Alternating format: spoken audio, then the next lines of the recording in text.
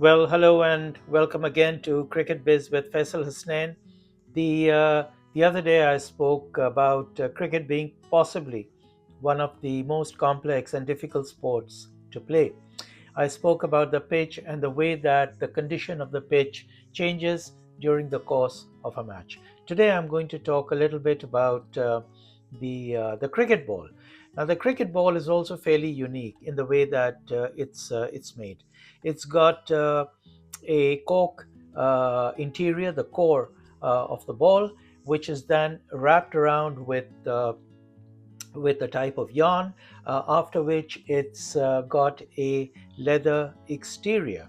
Now, the way that this ball is produced and the sort of material that is used has a direct bearing on the way that the cricket ball behaves during a match. The sort of leather you use, whether it's tan or hide, the way that it is dyed, that color, red, and there are different colors of balls for different for formats of the game.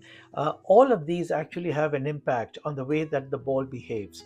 And for example, the oldest cricket ball that is in use at present, the oldest professional cricket ball is the Duke's ball, which is produced in England and has been since 1760.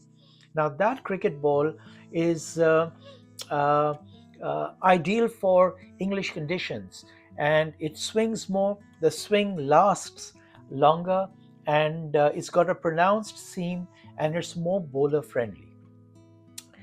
On the other hand, the other ball, which is actually the most popular ball that is used these days by professional teams, is the Kookaburra ball, which is made in Australia. The thing about the Kookaburra is that it's more batter friendly, and as the game progresses, the ball becomes softer, and therefore it's easier to bat against that ball compared to the Duke's ball.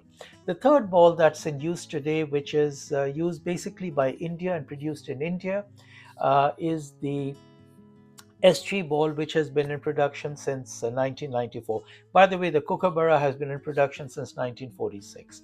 So the SG ball, which is produced in India, is deteriorates a lot faster, and it becomes more spinner friendly as and it aids reverse swing as earlier than the other two balls. So this is fairly unique in cricket, which really is not there in other sports. Your choice of ball also depends on what sort of a strategy that you might want to adopt against your opponents. And normally it's the home country, the country that's hosting that event, that has the choice of which cricket ball to use.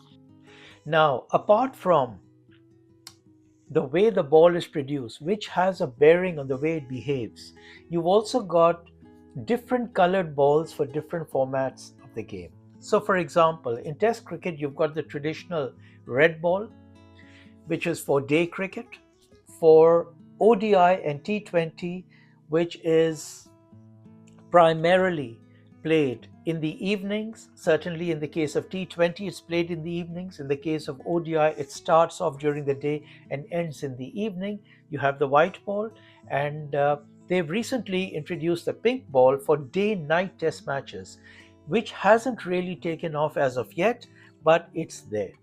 Now, the red ball is dyed, the white ball is painted white, and therefore it behaves differently. Simply that little difference makes a difference in the way that the ball behaves. And then, of course, the pink ball actually is a hybrid between the two. So, again, this is another aspect of the game that is really not there in other sports. In other sports, you don't have the condition of the ball deteriorating over time, or a football behaving differently as the match goes on, or a tennis ball behaving differently, but a cricket ball does, because of the length of the match and because of the way that the ball reacts to changes in its own, use, and the weather conditions. So again, an aspect of cricket that makes it fairly complex, complicated, and frankly fascinating and phenomenal.